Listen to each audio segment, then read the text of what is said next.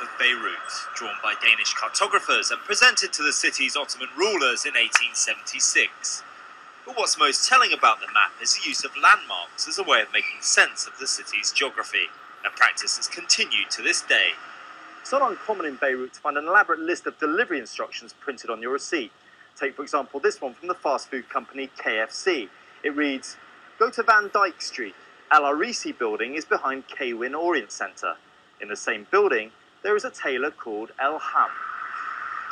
So why don't Beirutis use the more traditional approach of street names and building numbers? Cartographer and CEO of GIS Transport, Kamal Azar, explains. The city of Beirut has actually numbered and named every single street in Beirut. This was done in the 30s and the 40s. During the war, these numbers were lost.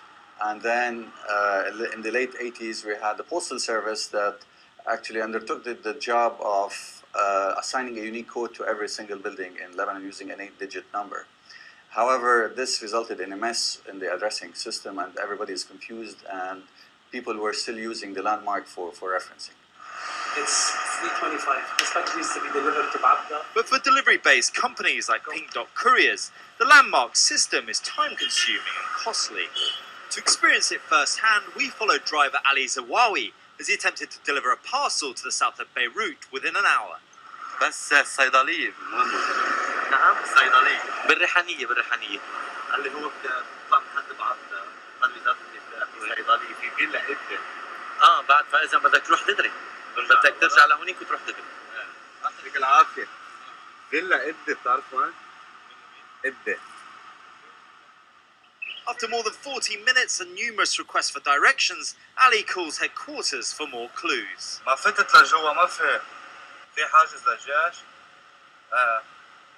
هذه مطرح فتنا أول شيء من تحت. And after an hour of searching, Ali finally delivers the parcel. For Pink Dot's owner, Beirut's street referencing system needs to be overhauled. One of the major problems is the street names and the building names. Most of the street names here in Lebanon, I would say almost 90, maybe over 90%, and the building names are named after people who built the street or built the building. So therefore you have always first name, last name for each. And usually those streets are not named. People don't use those names. They use the landmark that exists on that street. If we have mapping in Lebanon, my business would be more efficient. My drivers would be more productive because they can deliver more and faster. My cost would drop because communication is a high cost. Calling the customer, calling the driver, calling back the customer, and so on.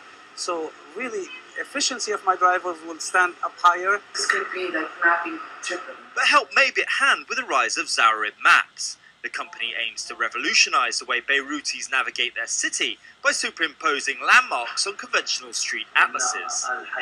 Zawarib is currently working on web and phone-based applications, but as owner Bahi Gubril explains, mapping's business potential doesn't stop there.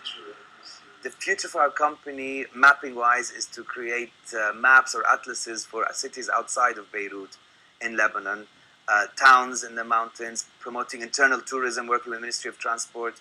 We're working on the wineries map for all the regions in Lebanon now. So things like that, more kind of gimmicky marketing, but sexying up maps, if you like. It's no longer a geeky thing. It's become trendy and it's cool to have a map and to read a map and to know about Zawarib. And that's good news for business, as a public that's better informed about the space around them can only help improve the flow of goods and services.